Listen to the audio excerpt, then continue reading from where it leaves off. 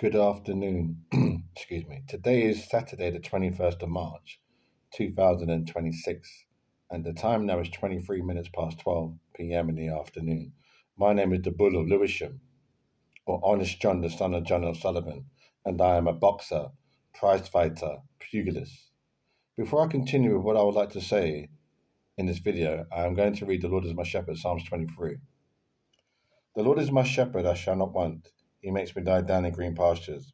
He leads me beside still waters. He restores my soul. He leads me in paths of righteousness for his name's sake. Even though I walk through the valley of the shadow of death, I will fear no evil, for you are with me. Your rod and your staff, they comfort me. You prepare a table before me in the presence of my enemies. You anoint my head with oil. My cup overflows. Surely goodness and mercy shall follow me all the days of my life, and I shall dwell in the house of the Lord forever. Amen. Thank you. Now, I'm going to speak slowly and clearly so that you understand what it is I am saying, because this is to the men and the women of my culture. Now, my skin, can see my skin color is brown. That the moustache is black, the hairs are black, isn't it? It's black, the contrast. Now, I do not call myself black. In real descriptive terms, if I had to be honest and truthful, I would say that I am brown skin. No disrespect to the color black. So this, what I'm saying to people is, um, so when I say I'm brown skin, another term that I use to apply to myself is red skin. Where does that come from? It's just something that I I say. I do not find it offensive. Like I say, I'm red skin, I'm red skin, or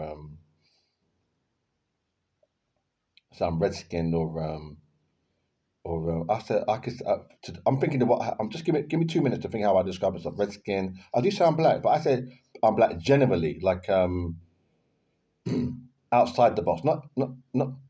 I say it in a random random way. It has no real sort of meaning, descriptive of who I am. But I think in the real world, if I was before the throne of Almighty God, I would say that I am coloured. Yeah, I would probably say I'm coloured. That's what I'd say. So, but another term I use quite often in my mind or when I'm with myself, I say redskin. Like my mother's from St. Lucia. My mother's St. Lucian. So I would say to myself or to somebody to describe her, she's redskin. Now you may be mixed race. You may never have heard of that term, redskin. Um, you probably heard of coloured, but you may never heard of redskin. So you've heard of it now. It's non-offensive. It's not supposed to be offensive. It's just like many Jamaicans. You may not know Jamaicans. You may be mixed race, but you may not know Jamaicans.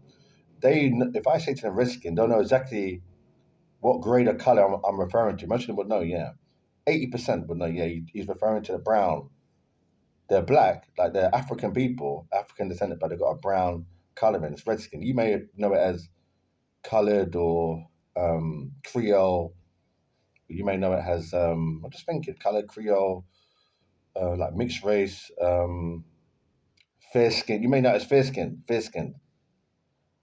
But even in Jamaican culture, they don't really say fair skin. If you say red skin, they don't know exactly that particular grade of colour. So you may never heard of it. So if you've never heard of it, you just have to say, oh well, I am ignorant. I am ignorant. You don't know it. So don't be alarmed. It's very common in the West Indies. In England, I know we think England is the whole world. No, it's not. England's not the whole world. Not the whole world, no. England is England, Northern Ireland, isn't it? Wales and Scotland. It's not the whole world. They have the Commonwealth, but here, where we are geographically, it's not the whole world. It's just they're Anglo-Saxon people. They descend from the Vikings. So that's their culture. Anyway, so this is the message for like red-skinned women. Okay, so when I say red-skinned women, um, um,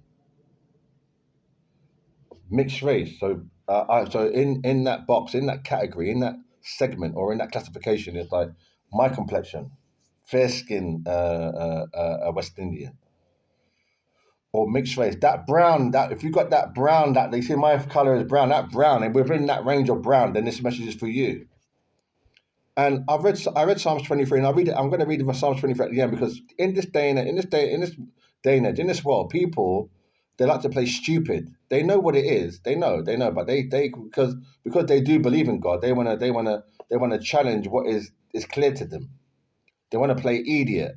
It's what they want to do. Because they say, well, since I do believe in God, I don't have to accept that God is the highest. So you could say to them, You could be talking about anything, and they'll say, "Well, God is the highest." So I can dismiss that.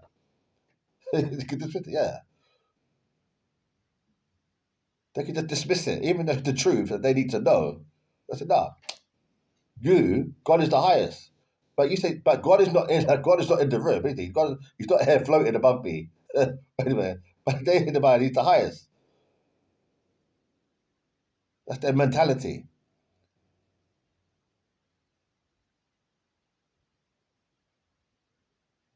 So now, why did they say that God is the highest? Like just like flippantly, maybe it's their faith, it's conditioning. But in the real world, you have to converse, isn't it? You have to have a debate, a dialogue, a discussion about whatever it is. So, for instance, if you're talking about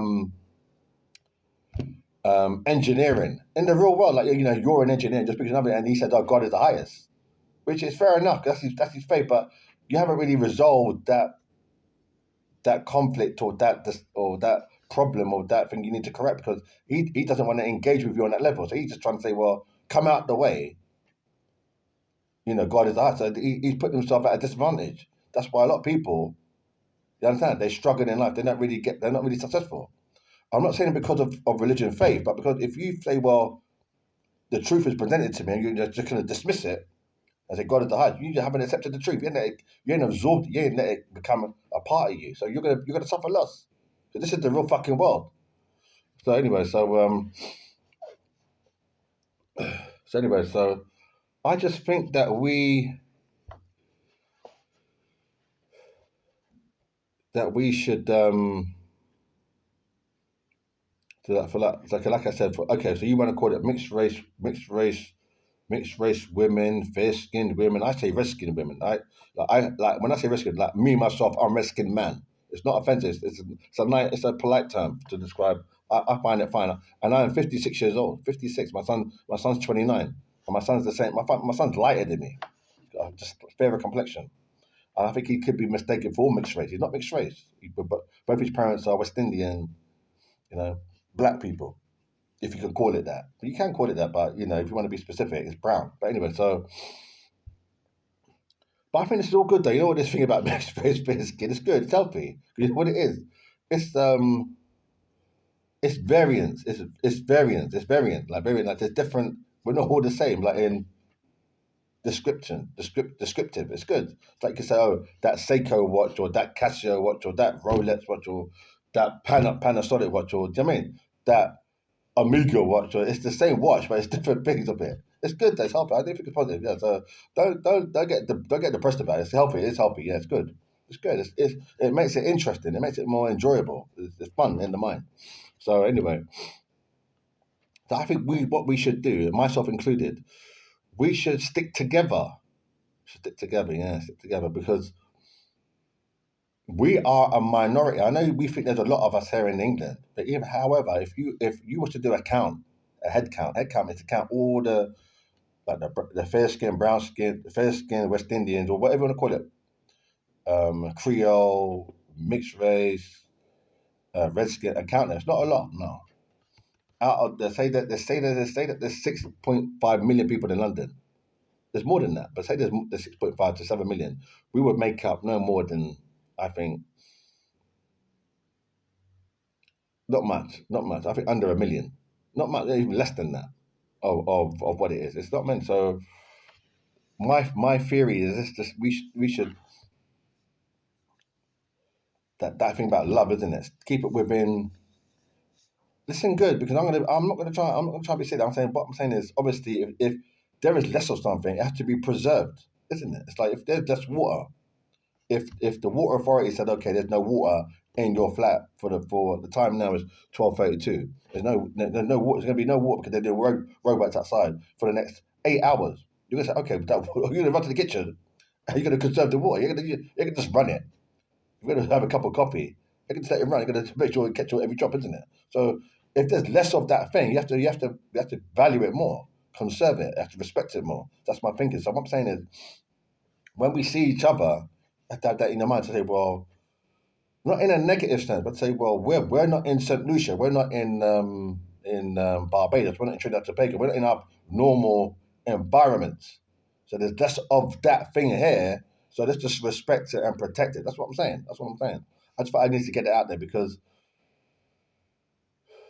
I've dated English women. I've dated English women. I've dated loads of English women. I think I dated English women because of it was I was able to. I was able to. I think given the choice, given the preference, then I would have chosen a woman of my own culture. Yeah, easy. But I was able to date them. I don't think. Look, I think 60% of the relationships with these English women were failures. They didn't work. They weren't successful. But I was able to, and it just became humdrum. The same thing. And once I think they say bad habits die hard. That means once you get into a pattern of bad habits, it's hard for it to get it out of the thing. I mean, it's not hard, but there's a saying bad habits die hard. I mean, that thing it never comes out. So you know. Like I love my mother. My mother's St. Lucian. My mother's fair skin. I think my mother's slightly lighter than me, fairer than me. So I love my people. Them. So anyway, no. I don't have to say I love my people. I love my mother. Full stop. So anyway, so yeah, so that's what I'm saying. So we should keep it within. Obviously, they say Jesus is love, and he is love. Jesus, we all believe that Jesus is love. So obviously, we got to love the Englishman, the Scottishman, the Irishman, the Welshman, and people in the Commonwealth. And all, yeah, you got to invite them, you got to embrace them because they want love too, don't they? So what I'm saying is, once we can look each other in the eye like this, and say, yeah, I see you, you see me, there's that connection. You don't have to spend 10 minutes discussing what it is. You know already, because I'm saying it in this video. Now I'm not saying it to be didactic, to just instruct you. No, I'm saying this is my video. I'm making this me talking, so I'm just saying it's my view. You got your view. You might have an alternate. You might think, well, you know, another philosophy. That's your philosophy. Good luck. This is what life is about. Life is about, we'll have our own mind. We'll have our own ideas, how we see the world, how we perceive it, and people want to know. That's why there's forums, there's places for people to share that. People love it. Say, oh, this red pen.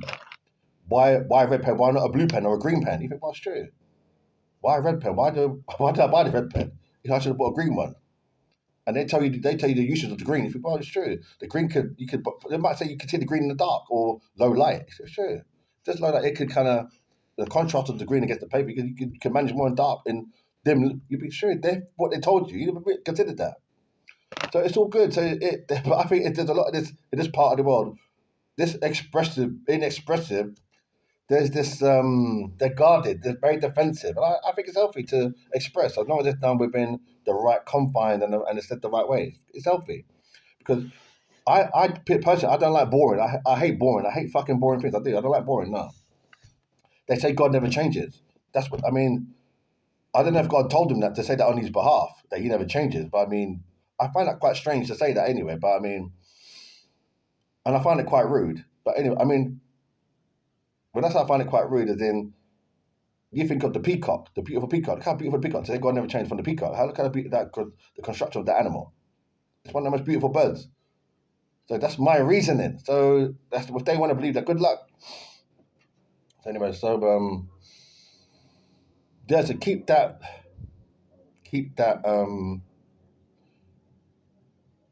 because we have to survive as a species.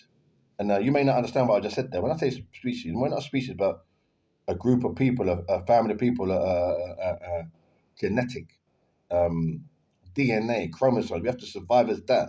Keep that in the mind because you may think, oh, it's all lovey dovey. It is lovey dovey. It's lovey dovey here. We all get on. It's all lovely.